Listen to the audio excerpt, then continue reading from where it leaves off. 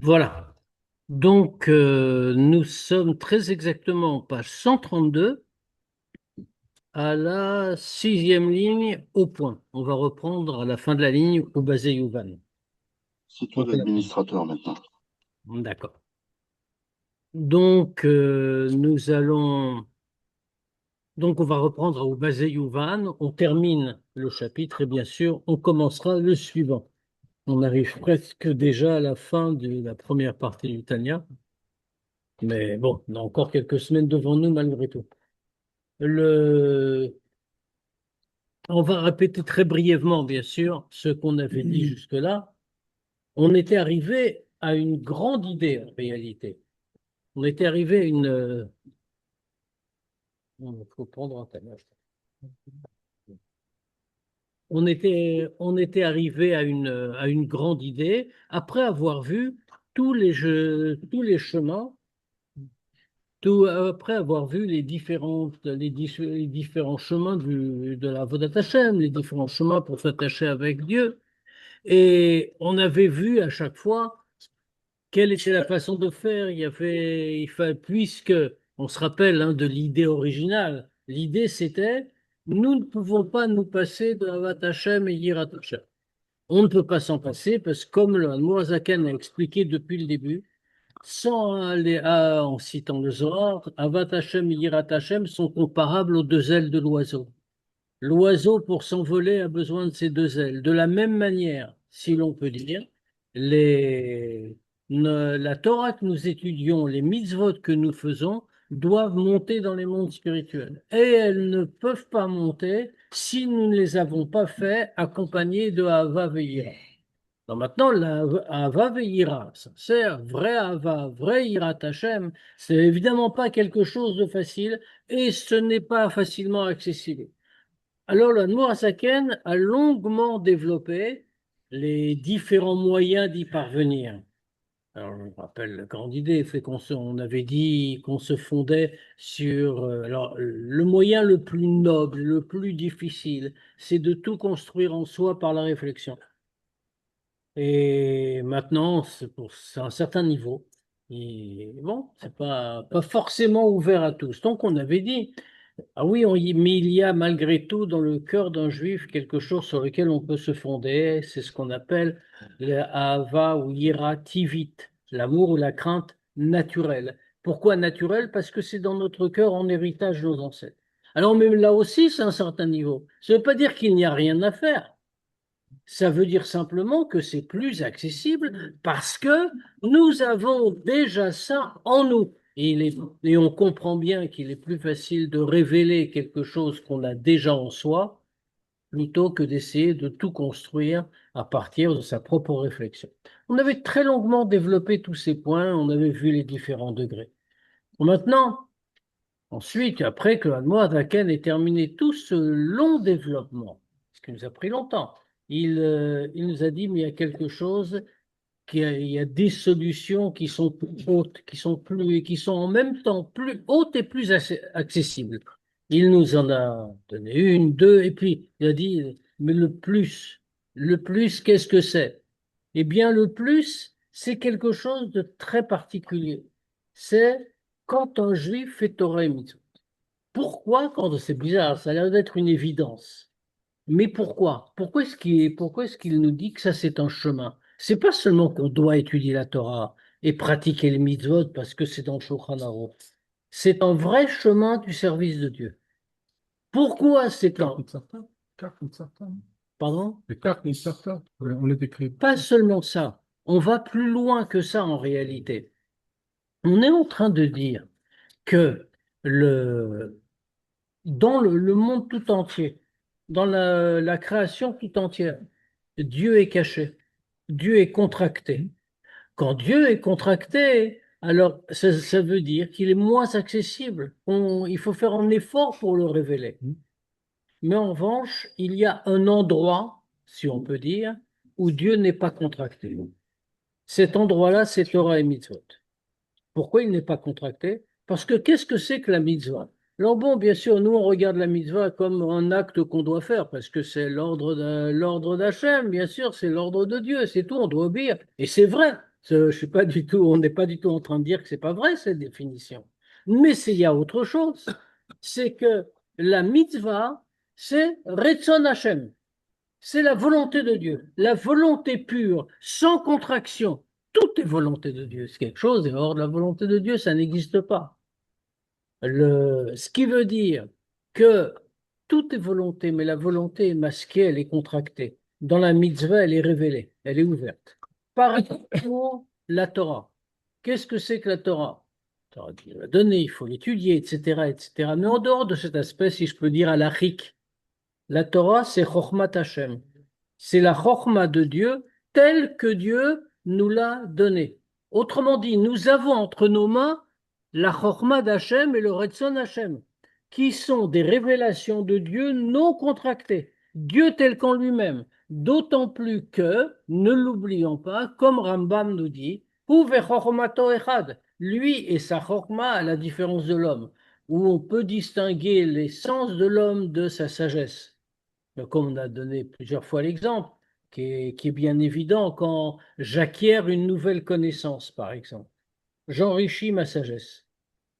Ce qui veut bien dire que la sagesse, ce n'est pas moi, parce que sinon je l'aurais déjà contenue, cette nouvelle connaissance. Ça s'est rajouté à moi. La sagesse est un élément superficiel en moi, mais ce n'est pas moi. La preuve aussi, c'est que l'idée que j'ai acquise, je peux l'oublier. Autrement dit, elle n'est pas gravée en moi, c'est pas moi. Ce qui est moi, par exemple, c'est je suis un être humain. Ça, j'aurais beau faire les pires choses au monde, je resterai un être humain, je ne peux pas l'effacer, parce que ça, c'est moi, c'est mon essence. Alors que la sagesse, je peux l'effacer. Tout simplement parce que, comme on a dit, bah, ce n'est pas mon essence. Mais ça, c'est vrai pour un être humain. C'est vrai pour une créature. Ce n'est pas vrai pour Hachem, pour Dieu, qui lui est un avec sa sagesse. Comme dit Rambam très clairement. Et donc, ça signifie que quand j'étudie la sagesse de Dieu, la Torah, qu'est-ce que j'étudie en fait? J'étudie Dieu. Je me lie avec lui directement, sans contraction. Ce qui veut dire que j'ai un contact privilégié. Au travers de ce contact, qu'est-ce que c'est? Eh bien, c'est le degré ultime. C'est-à-dire que Dieu me donne quelque chose alors que je ne suis pas du tout au niveau de l'obtenir. Alors, dans Noirzaken nous avait donné une très belle parabole là-dessus. Il nous dit maintenant, imaginons que le roi vienne voir l'homme le plus bas de la planète. C'est quelqu'un de vraiment très méprisable, qui est non seulement lui-même à titre personnel méprisable, mais qui est allongé au fond d'un tas d'ordures.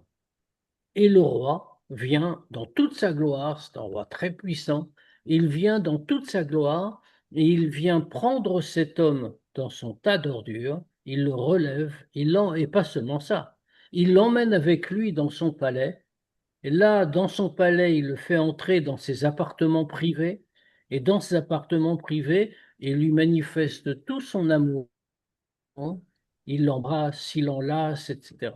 Quand l'homme va voir l'amour que le roi lui témoigne, alors dans ce cas-là, automatiquement, ça va éveiller en lui le plus grand amour également, pour le roi à l'envers. Et ça, c'est cet amour de Dieu qu'on appelle Kamaim apanim el apanim, comme l'eau reflète le visage de l'homme. Comme quand je me regarde dans l'eau, je vois mon visage, c'est exactement le même. Pourquoi? Parce que l'eau reflète, bien sûr. Et bien de la même manière, l'amour reflète l'amour. Moi, je vois comme le roi m'aime, alors je vais aimer le roi très naturellement. Et c'est un amour sans condition, comme l'amour que le roi me porte a été également sans condition. Tout ce qu'on vient de dire dans cette parabole, c'est exactement ce que Dieu fait avec nous lorsqu'il nous donne Torah et Mitzvot. C'est-à-dire, nous sommes, par rapport au roi, avec un grand R, nous sommes des êtres méprisables, nous sommes allongés au fond d'un tas d'ordures qui est ce monde matériel plein d'impuretés. Et malgré ça, Dieu établit un lien direct avec nous et il nous embrasse, c'est la Torah, et il nous enlace, c'est les mitzvot. Donc, quand on réfléchit à ça, quand on a cette conscience en tête, on ne peut qu'éprouver un amour infini pour le roi, pour Dieu, qui nous a manifesté toute sa bonté. Et même si on ne sent rien, alors, parce que quelqu'un pourrait dire, mais comment je vais ressentir tout ça? Je ressens pas tout ça. Parce que, bon, ou alors il y a un peu de l'Echaïm pour ça. Mais, euh, mais on ressent évidemment pas de manière concrète tout ça. De manière générale, il y a des gens plus élevés, certainement, qui le ressentent vraiment. Mais un juif, même un juif religieux, un juif pratiquant, il ne ressent pas ce lien privilégié. On dit oui, mais on peut prendre conscience, on peut réfléchir et on peut le savoir. Et en le sachant, ben, comme le cas que le roi a été cherché dans le tas d'ordures, ben, on est touché par cette attitude que le roi a envers nous. Et donc, dans ce cas-là, on va avoir l'attitude qui correspond. Alors, oui, Ce privilège-là qu'on a, mais c'est au nom de quoi qu'Hachem nous le donne? héritage. Il nous donne parce qu'il nous a choisis. Il a choisi nos ancêtres, nous sommes nos ancêtres. Alors, il nous a donné Torah et Mitzvot. Il a décidé de nous les donner. Même si on est au fin fond de la... Exactement. Et, le, et donc, c'est ce qu'on avait, c'est ce qu'on avait cité dans le Télim de Asaph, qui dit Behemot haïti imach. J'étais comme un animal devant toi. Mais malgré ça, j'étais toujours avec toi. Et on avait interprété profondément cette phrase. On va la revoir un petit peu. Mais on l'avait interprété profondément. Qu'est-ce que Asaph est en train de dire? Il dit, je suis un animal. Qu'est-ce que ça veut dire, je suis un animal? Qu'est-ce qui caractérise l'animal par rapport à Qui l'homme? parle. Ouais, l'animal ne parle pas. L'ani- Au point, par sa manière, c'est pas grave, on ne comprend pas le langage des animaux, mais surtout, il n'a pas de da'at. Qu'est-ce que ça veut dire qu'il n'a pas de da'at? Il n'a pas de date, ça signifie l'animal a quelque chose, il a des sentiments, enfin il peut ressentir des choses. Il n'a pas de capacité de réflexion pour ancrer une idée en lui. Donc Asaf dit, je comprends rien. Ce que veut dire Asaf, c'est je ne comprends rien, je suis comme devant toi, je suis comme un animal. Mais bien que je sois un animal, il termine Anitamidima. Je suis constamment avec toi. Autrement dit, même si je comprends rien, même si, et du fait que je n'ai pas de date, je ne peux rien ressentir. Puisqu'en vérité, toutes les émotions passent par date. Ce qui veut dire que bien que je n'ai rien, aucune qualité dans ce domaine, malgré tout, je suis toujours avec toi. Pourquoi? Parce que nous avons ce lien particulier. Et c'est exactement ce qu'on est en train de dire. Ça veut dire quoi? Que toute la grossièreté du corps, puisque c'est ça tout le problème. Pourquoi on est dans cette situation-là de Behemoth? Toute la grossièreté du corps matériel ne peut pas gêner cette prise de conscience. C'est exactement ce que dit Asaph. Ça veut dire, ça ne peut pas gêner l'union que nous réalisons, il faut dire les mots comme ils sont, quand nous étudions la Torah ou nous pratiquons une mitzvah, nous réalisons une union avec le Or Ein Sof. C'est la traduction en hébreu, en fait, de ce que j'ai dit. Il n'y a pas de contraction. C'est le Or Ein Sof tel qu'il remplit tous les mondes, matériels et, pardon, supérieurs et inférieurs. Nous nous attachons directement avec lui. Et ça ne peut évidemment, rien ne peut obscurcir. Et c'est là-dessus qu'on avait terminé la fois dernière. Dans ce cas-là, comme c'est marqué, Gam Rocher lo yachashir mecha, que même l'obscurité ne peut pas obscurcir devant toi. Donc on comprend que ça veut dire. Alors, on a dit quelque chose ici si on tire une petite conclusion provisoire, on a dit ici quelque chose de fondamental. C'est que ça, c'est vrai pour tous les juifs, comme on l'a décrit. Là, on est en train de décrire, vous vous rendez compte, des niveaux que normalement on attribue à des tzadikim. On est en train de dire, on s'attache avec Dieu, on s'attache avec le Or Ein Sof constamment. C'est ce qu'on vient d'expliquer. Or, de qui on parle? On ne parle pas justement de tzadikim. On est en train de parler de tous les juifs sans exception. quel qu'il soit. D'où la parabole, le clochard au fond de son tas d'ordures. Qui qu'on soit, à quelque niveau qu'on soit, nous avons ce lien avec Dieu. Et donc, dans ce cas-là, tout le monde peut parvenir jusqu'à lui et éveiller en soi, en réfléchissant à tout ça, en prenant conscience, en utilisant date. Et même quand on n'a pas date, c'est quelque chose qui revient, qui vient comme ça, parce que c'est ça la réalité. L'étude de la Torah, la pratique des mitzvot, nous attache avec le reste. Ça a des conséquences. Le... Tout type de Torah, c'est tout type de Torah, même la Torah la plus élevée ou la plus Peu importe. Le fait c'est pas la qualité de la Torah. Alephet ou la Fait, c'est Kabbalah. exactement le fait, c'est le fait important, c'est que c'est la Torah. Et la Torah n'est pas une question de degré. Oui, bien sûr, il y a un plus grand mérite si on étudie plus profondément et si on étudie davantage, etc., etc., bien sûr. Mais là, des gens rentrent dans des degrés. Or là, c'est même pas notre question. La question, elle est qu'il y a un chemin qui est ouvert à tous. C'est comme ça, d'ailleurs, que l'Admoazaken avait commencé à nous présenter cet amour pour Dieu de Kamaïm Apanim el Apanim. Le, que l'eau, comme l'eau reflète le visage. Ça veut dire que tout le monde, sans exception, au travers de l'étude, quelle que soit l'étude, que ce soit, on va pas dire Aleph, Betal, on va dire un pasouk de Chumash, ou que ce soit une Gemara très profonde, ou une page de Kabbalah encore plus profonde, c'est la Torah de Dieu. Ça veut dire Chochmat Hashem, ça veut dire l'essence de Dieu. Mais c'est pas la même connexion quand même. Si, Si? c'est ça toute l'originalité. On va voir une autre question d'ailleurs encore. Le, le Admour Azaken va prendre ça à l'envers.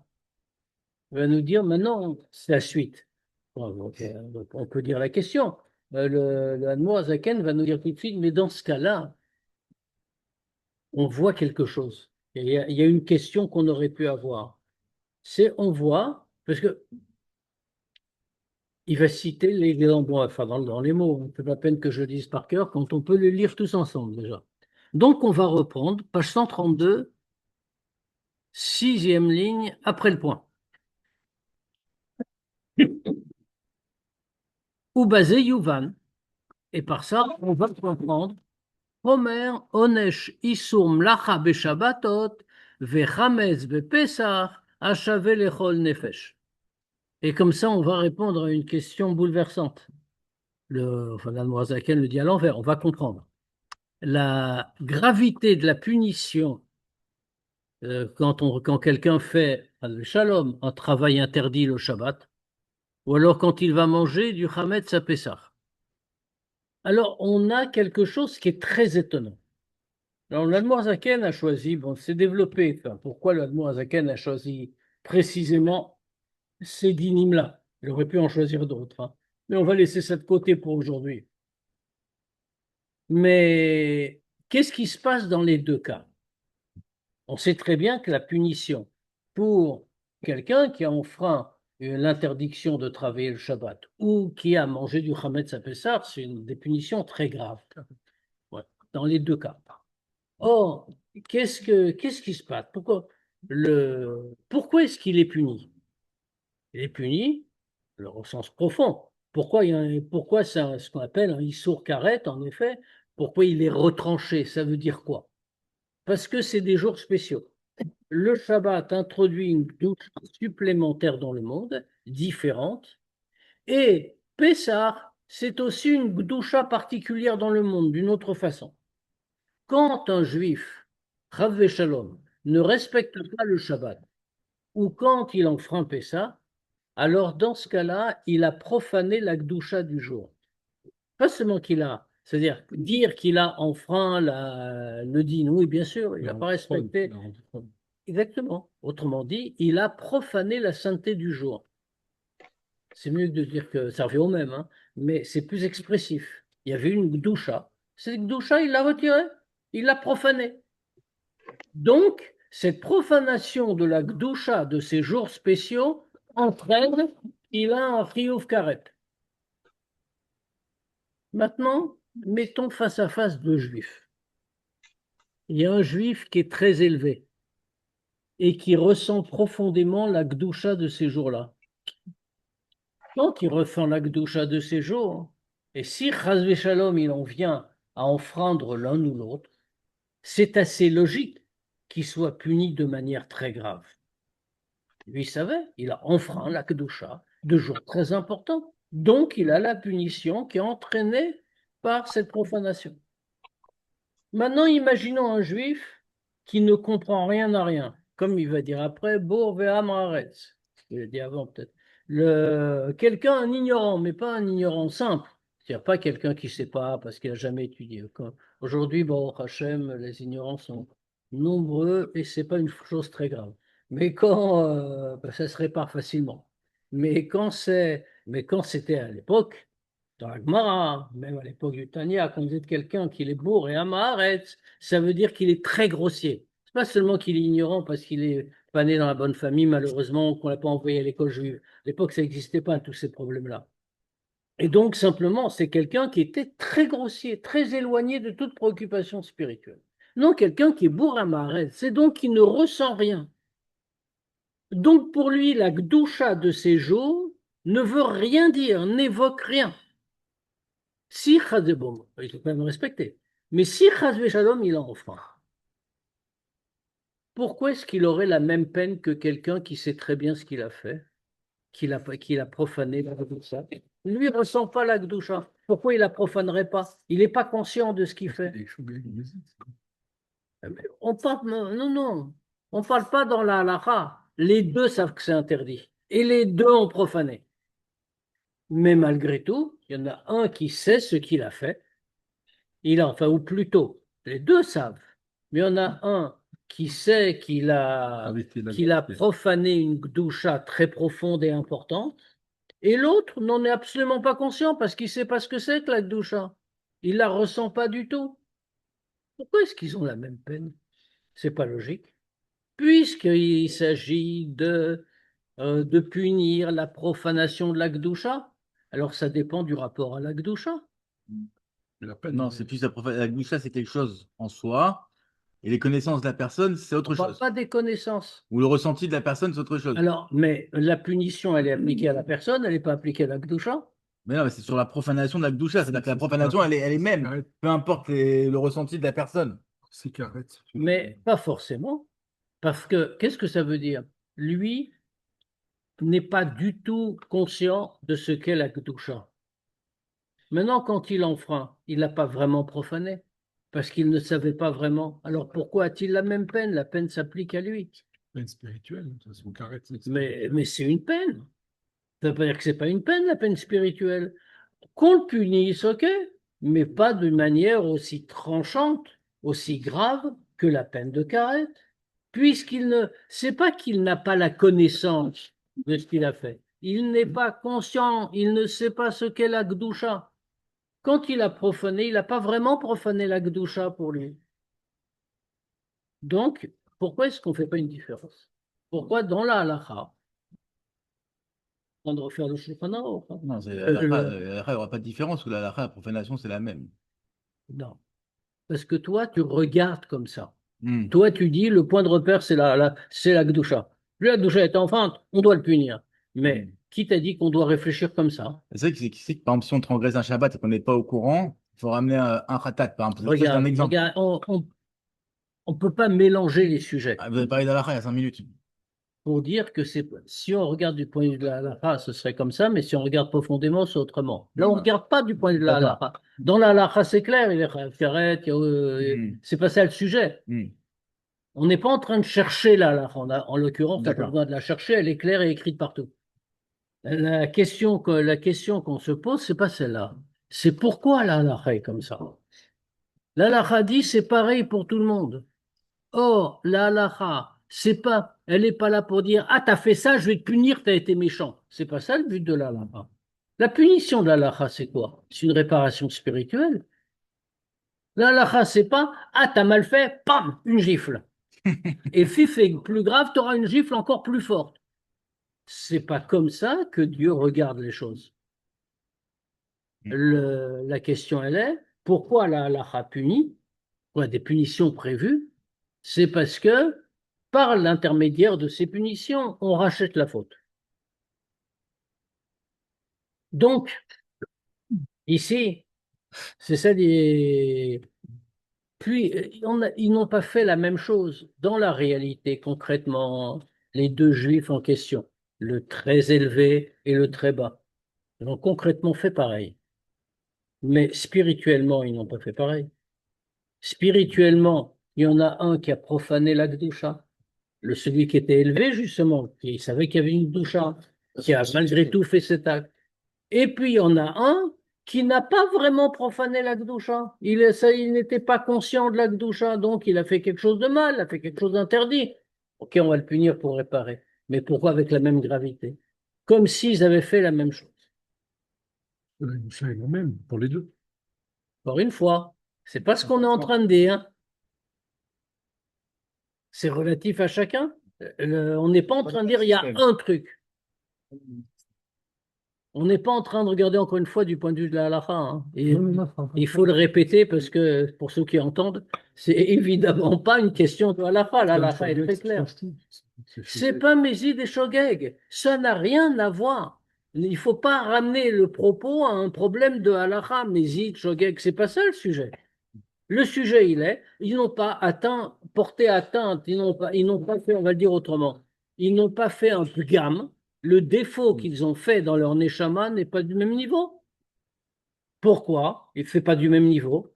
Parce qu'il y en a un qui a profané la Gdusha. Et quand il a profané la Gdusha, il l'a fait comme ça. L'autre n'a pas profané la Gdusha, il n'en savait rien, il ne sentait rien. Il a fait un bgam, il a fait un défaut dans sa neshama. Il faut le réparer. Bien sûr, c'était un acte interdit. Mais ce n'était pas un défaut du même degré. Quand j'ai un vêtement en soie très fragile et que je fais une tache dessus, c'est une catastrophe. Enfin, j'en sais rien, mais j'imagine.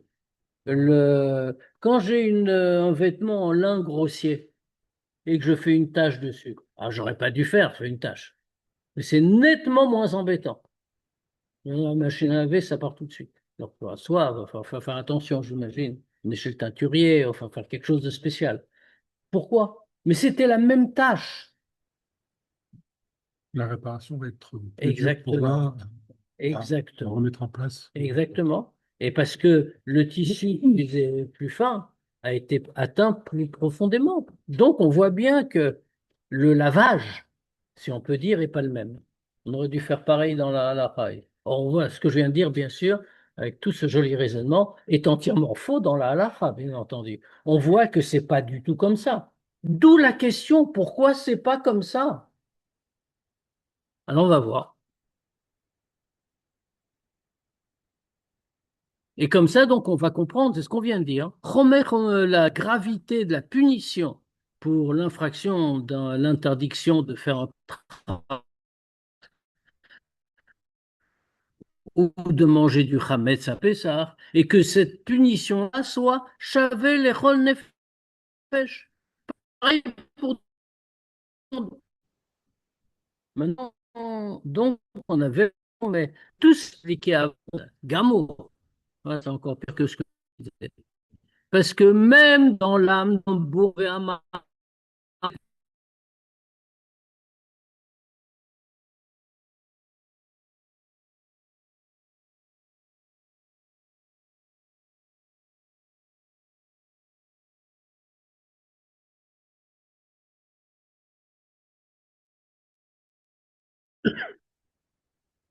et de Yom Tov.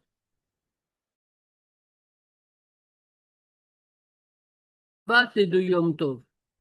Vinidon benafsho bekaret ou skila, al chilul gdushazu. Et maintenant, on comprend. Parce que maintenant, ça veut dire que comment lui éclaire cette lumière de la gdusha de Shabbat et de Yom Tov, chez tout le monde à égalité. Il va être jugé par karet, par skila, donc des peines extrêmement graves. Pourquoi? Parce qu'il a profané cette gdusha. Même si c'est quelqu'un qui n'est pas élevé et qui n'a pas ce sentiment, mais en lui, ça éclaire toujours. Ça veut dire, pourquoi? Parce que comme on a dit, c'est ce qu'on a expliqué avant, Dieu vient chercher chacun.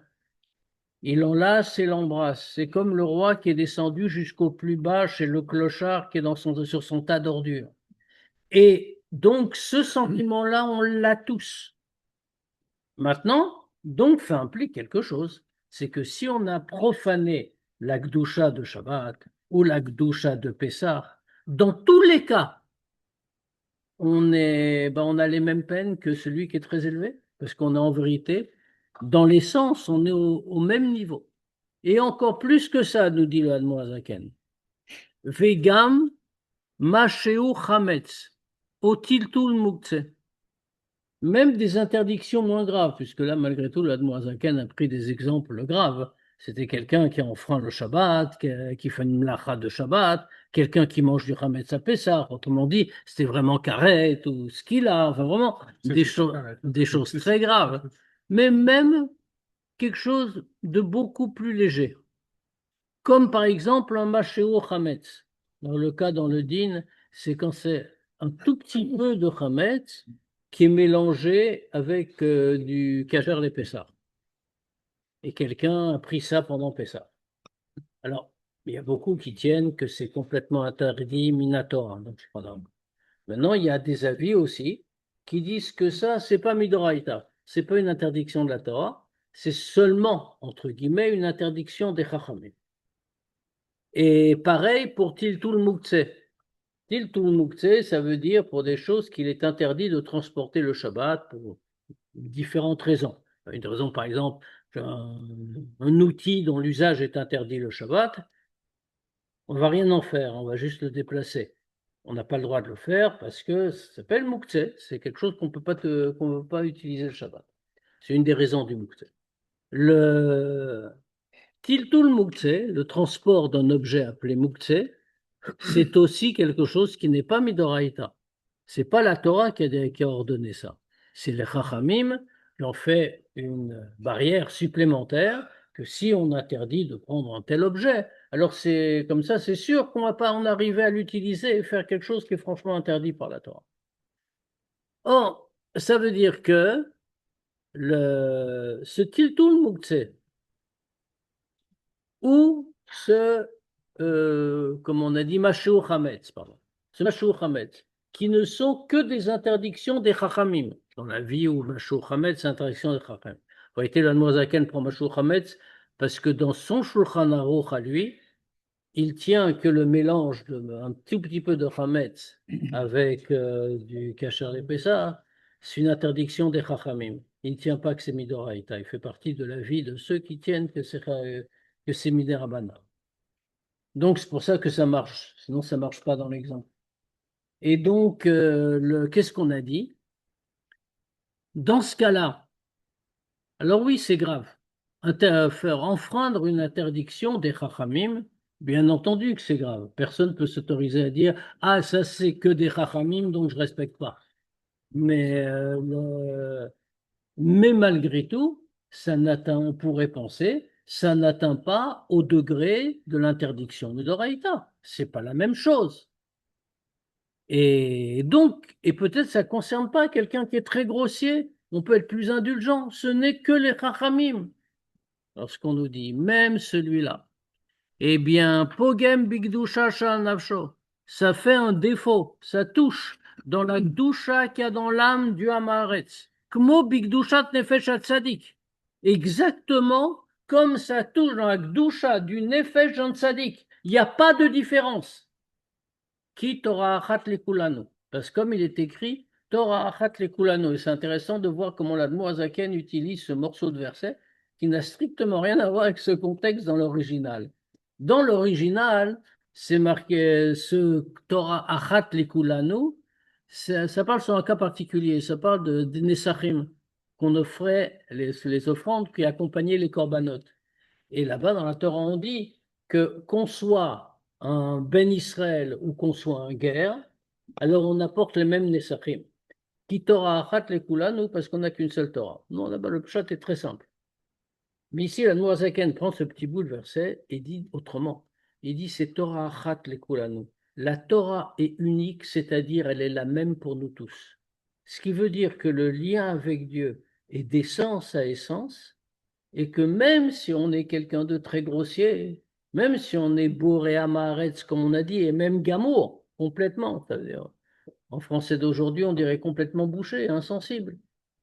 Eh bien, même dans ce cas-là, hein, de toutes les façons, on a toujours ce lien et la Gdusha éclaire toujours en nous. Et c'est-à-dire qu'on peut avoir le rapport avec Dieu d'Ava et Ira, comme on a dit.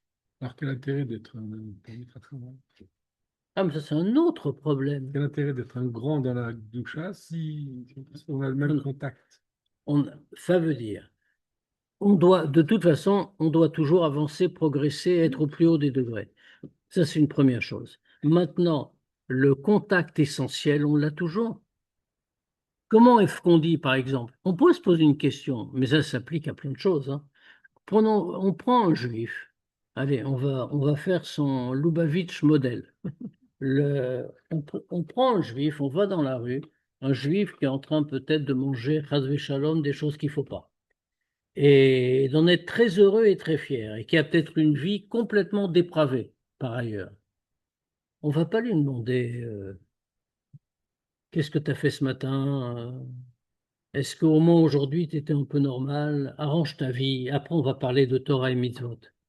Qu'est-ce que lui dira le Lubavitch moyen? Et même le Lubavitch supérieur. Le- il lui dira, est-ce que tu veux mettre tes tefilines? Ça n'a l'air de rien.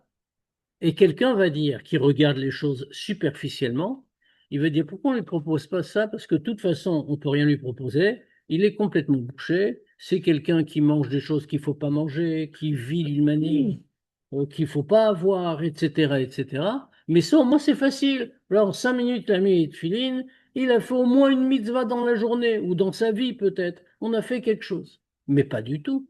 Avec ce qu'on vient de dire, le c'est pas du tout le cas. Ils sont toujours là, oui. Bon, ça, on m'entend toujours. Le... Mais ce n'est pas du tout le cas. C'est-à-dire, pourquoi est-ce qu'on est en train de lui mettre les tefilines? Mais parce qu'il a un lien avec Dieu immédiat et direct, du fait de la gdoucha qu'il porte en lui malgré sa situation. Alors, et c'est pour ça que c'est une voie du service de Dieu qui est particulièrement importante et que chacun peut avoir.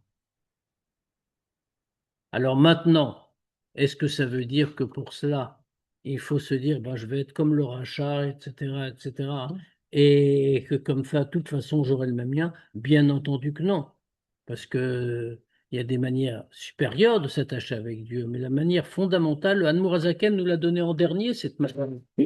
Il nous l'a donné en dernier pour nous dire justement qu'il y a quelque chose qui est accessible à tous.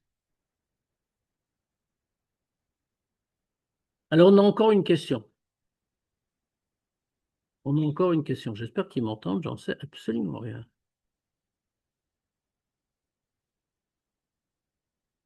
Je ne comprends pas ce qui se passe. Il m'a fait des choses bizarres.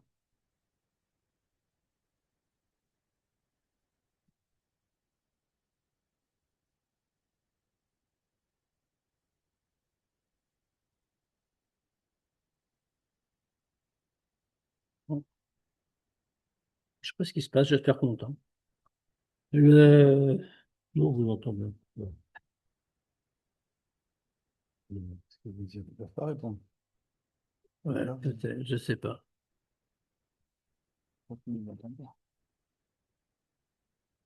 Ah, ouais.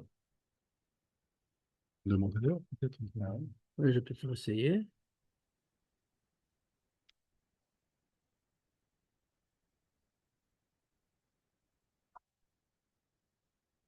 Pourquoi ce raisonnement-là, c'est pas un domaine de chez SPAD? Ben, il y a une question de Kavana dans l'histoire. C'est pas, on n'a pas dit qu'il va se purifier. On a dit que dans tous les cas, il va s'attacher avec Dieu, qu'il n'y a rien qui le retiendra. Et c'est très différent. Et ça veut dire que Dieu est accessible dans tous les cas. C'est ça que ça veut dire aussi. Donc, je crois qu'ils m'entendent, sinon ils auraient débranché. Alors, je vois qu'ils sont là toujours. Uma Shekatov, on va prendre un peu On a encore 10 minutes. On va encore faire quelques lignes. Umash et Katouv. Et ce qui est écrit, Behemoth, on a un petit problème dans le passouk de Asaph qu'on a cité. On a cité dans le passouk de Asaph que le Vanitami dimar, etc. Behemoth haïti imar, Vanitami dimar. J'étais comme des behemoths avec toi et je suis toujours avec toi. Lorsque j'ai traduit, parce que ça passe mieux en français, behemoth, j'ai traduit par comme un animal. J'ai traduit au singulier parce que c'est Vani.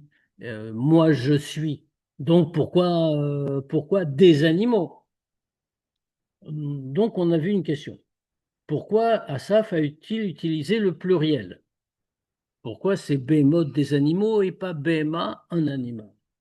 Alors, c'est pas du tout, bien que ce soit entre crochets, ce qu'on va voir, ce n'est pas du tout quelque chose qui est dit pour un petit point secondaire en réalité.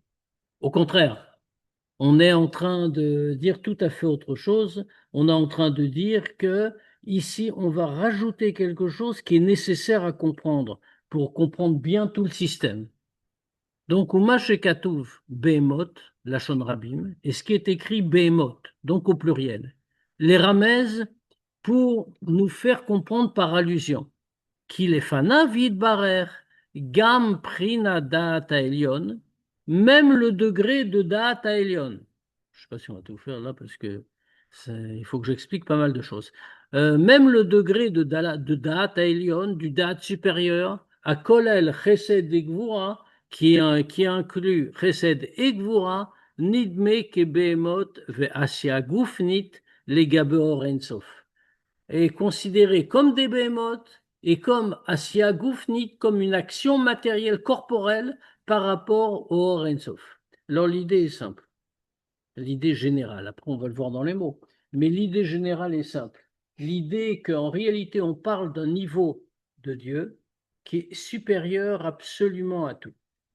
Qu'est-ce que c'est que ce niveau de Behemoth? C'est que ça fait référence au niveau de Da'at Elyon, le Da'at supérieur. Qu'est-ce que c'est que Da'at Elyon? Da'at Elyon, on va au moins dire ça, on arrêtera peut-être après, mais comme ça on dira la suite la semaine prochaine. Da'at Elyon, Da'at supérieur, c'est le niveau de Da'at de Hatzilut, dans le monde de Hatzilut. Dans le monde de Hatzilut, le niveau de Da'at, comme il y a toutes les sphirotes dans Hatzilut, il y a bien sûr aussi Da'at. Toutes les sphirotes viennent de Hatzilut. Et donc, ça vient aussi le niveau de Da'at. Pourquoi est-ce qu'on l'appelle Da'at Elion? Pourquoi est-ce qu'il est Da'at Elion? Donc, dans Hatzilut, du niveau de Da'at viennent toutes les midot, toutes les sphirotes. Toutes les sphirotes, toutes les midot, Chesed, Gvura, Tiferet, etc. Pourquoi? Parce que quand on réfléchit, les midot n'apparaissent pas. Il y a d'abord une première démarche intellectuelle. Ça, c'est Chokhmah Bina. Mais donc, tant qu'on n'est pas arrivé dans le niveau de Da'at, alors les midot ne peuvent pas naître. Parce que Da'at permet d'acquérir l'idée et de l'intégrer. Donc, Da'at est l'étape nécessaire pour la naissance des sphirotes émotionnelles, si on peut dire, autrement dit, des midot. Donc, dans Da'at Elyon, dans Hatzilut, source de toutes les sphirotes, il y a toutes les midot dedans. Donc, Chesed et Gvura sont incluses dans Da'at Elyon. Vous comprenez que quand il y a Chesed et Gvura qui sont incluses, ça signifie qu'il y a plusieurs aspects dans Da'at. D'où l'idée du pluriel. Behemoth, c'est l'idée où il y a plusieurs sphirotes qui sont incluses à l'intérieur. Ça, c'est pour le pluriel. Mais à ce niveau-là, on peut dire c'est un niveau très élevé. D'Atsilut, c'est impensable pour l'homme. C'est tellement élevé, mais par rapport à Dieu, nous dit le texte, c'est nidme ke behemoth. C'est comparable à des behemoths et plus que des behemoths, parce que dans une BMA, il y a quand même de la vitalité, il y a quand même une forme d'intelligence, etc., etc. C'est plus, c'est Asya Goufnit. C'est une action matérielle, corporelle, par rapport au Ein Sof. Autrement dit, il existe un degré de Dieu par rapport auquel tout est comparable à une BMA, tout est comparable à une corporalité. un acte corporel. Et on nous dit, ce degré est tellement élevé, c'est appelé Bema Rabba dans en réalité, ça c'est une phrase dans Yona, mais c'est repris beaucoup dans Kabbalah et dans Chassidut. Ce degré-là est appelé Bema Rabba. Autrement dit, on est à un degré d'Akadosh Baruch Hu qui est plus haut que tout ce qu'on peut décrire, y compris dans les niveaux les plus élevés. Ou par rapport à lui, à ce niveau-là, tout est considéré comme inférieur, tout est considéré comme corporel, comme grossier. Or, c'est de ce degré-là qu'on parle. Ani Tami Dimar, je suis toujours avec toi, c'est-à-dire au-dessus même de ce degré infini. Si vous voulez, on va s'arrêter là pour ce soir. On peut poser des questions, bien sûr, si on m'entend toujours, ce dont je suis toujours pas sûr. Mais mais on peut poser des questions. Voilà. Je voulais poser au début du show. On a arrêté dans le show de la semaine dernière. Bon.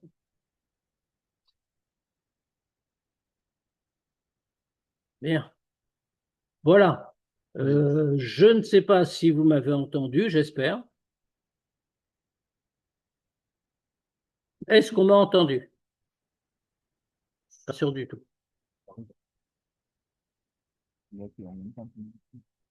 Bon. C'est arrivé une fois que j'étais aussi en visio, et je n'entendais pas. Bon, en tout cas, j'espère. Sinon, de toute façon, ce sera réécoutable, je crois. Et, et on se voit jeudi, Bezrat Hashem, pour la Sira. Et lundi prochain pour la suite du Tania. Oh, on entend très bien. Voilà, merci de m'avoir répondu. J'étais inquiet pendant toute la séance.